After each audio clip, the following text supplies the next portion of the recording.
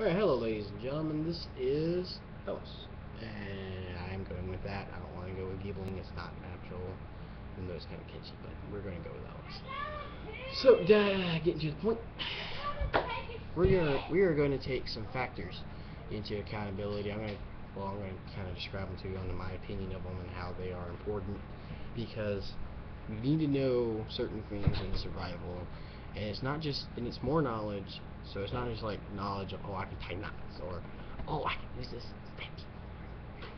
phone, so I can go and text my girlfriend. Yeah, it's more factors that can help you use this properly, because, I mean, let's get it straight. Only if, as long as, people can stay in the power stations when the zombie apocalypse hits, is as long as you can get electricity out. And the more that fall, the less electricity, yada yada yada. So, factor one, the people factor. People. You need to know how to read people. You need to know how to communicate with people. You need to know how to get along with people. Communication and getting along are two different things. Granted, communication does play into getting along, but they're different because getting along means you can harmonize. Communicate means you say, hey, and they go, hey. Yeah. So, what you need to understand about people is, number one, the human race as a species is categorized as a herding species. Basically meaning we like to be together, we like to hug, chat, laugh, drink together, party together, be together. See? Be together. Not there. But that's as a generalization, because as all, even in the little cliques you have at school or at work, there's this oddball that's not really there, but he's there. That. So yeah. And the reason why and the most important part of that factor to me that you need to know about is yourself. You need to know how you operate. You need to know how you think. You need to know your defaults and your strong points. For instance, I'm really good at retaining knowledge without having to write it down. So, but the writing it down does make it extremely stronger for me. But as a general point, I can really remember stuff or certain things really well. Particularly interesting facts, but that's something I'm good at. So, like, if I know it's important, I'll remember it. So if we're traveling down the road, get lost, I can remember up to like three key points, depending on the span of distance. So that's to me a pretty good strong point. But a weak point I have is I'm not good at breaking the ice. I really hate just charging it. I like to ease into it. But with a zombie apocalypse, cram session. Yeah, we'll call it cram session or cram part. That you can't really take your time on anything. You have to get in, you have to get out. That you can't just. You have to go get in there, get out. So that's a fault for me because, but it's also a strength. So I know how that can be played. You need to turn your faults into your strength, and your strengths into faults, vice versa. Because there are times when your strengths are not needed. Like, someone's really, really good at making their voice project all the way where you need it to be, but zombies are highly attracted to sound. So really, that's not a good idea. But they can run really fast. See? So yeah. And you also need to know your mentality. Because if you have the mentality of, oh, I'm going to make it, because I can see this happening, I can see that happening, I know what to do, let's do it, let's go. But, that's great. That really is great, but there are people out there that don't have the same mentality. I mean, come on. We can all have the similar mentality, but everyone is different. Different. I don't know how much I can stress that. For instance, you got one guy.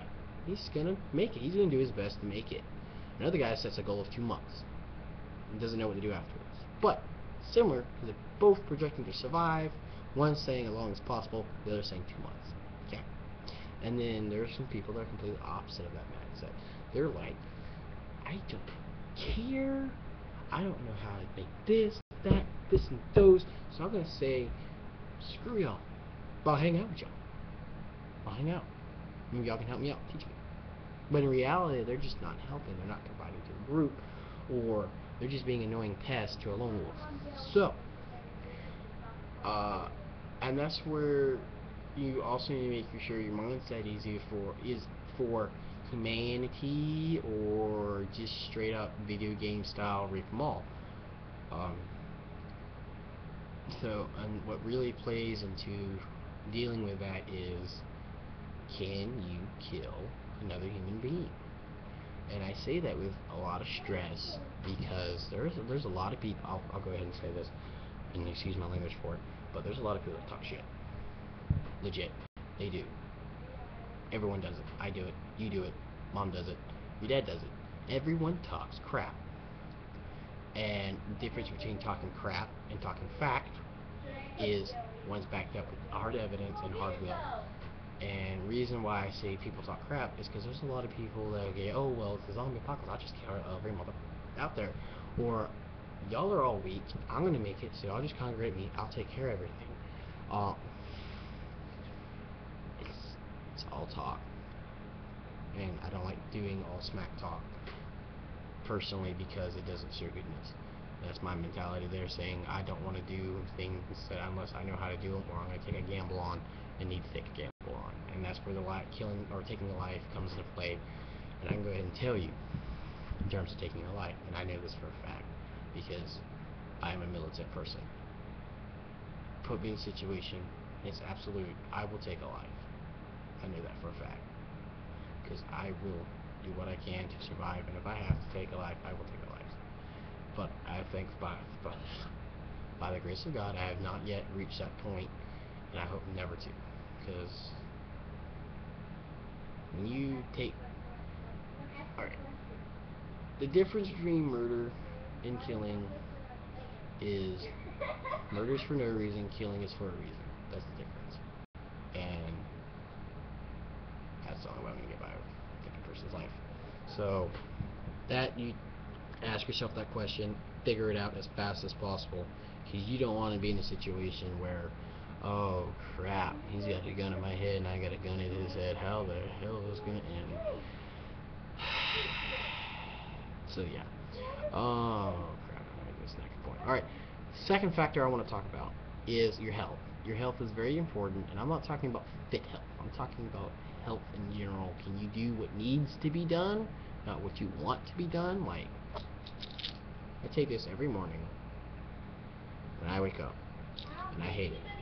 I hate it, but it's part of my health, because if I don't take this, my blood pressure goes up, and I can have headaches that make bad decision making, or it throws off my rhythm, or makes me more edgy. But I have high blood pressure, and if you keep high blood pressure too long, your heart fails. So this is very important. In fact, when I'm going to go into the scavenger or crazy mode, or the crazy tier of the zombie survival, I'll be definitely hitting a pharmacy store looking for my meds and their grams, just stocking up on those as long as possible, because they do work even after expiration date. And with health, or another point with health is, let's see, zombie apocalypse. Your probably best bet is to go with the running. Why? Because cars are loud. They do allow you high mobility, but you're trading mobility for stealth. Unless you got one of them silent gay Priuses. Just my point. Just joking around. But yeah, if you got a silent car, that's good. Good for you. I'll probably ride with you. But mostly I would probably go with on foot. And that's just because I can really get a taste of what's on the ground. Because with cars, you're limited to the roadways and open spaces, or well, mainly roadways, because there are a lot of open spaces that, like farm fields, they have mud, and I found mud to where if you drive a car in it, it's gonna get stuck. And some Jeeps, you're gonna get stuck. So vehicles are very limited to the roadway, but feet are not. Feet, you can go anywhere as long as you have a way to cross any obstacles, and that's what I would be doing, most likely. Yeah. Right. I do have a few other factors I want to talk about. One of them does pertain to the first one, but I want to put it separate because it does have a lot of impact on how you survive. So I'm going to cut this video off, and we're going to hit a part 2. Keep your mind straight.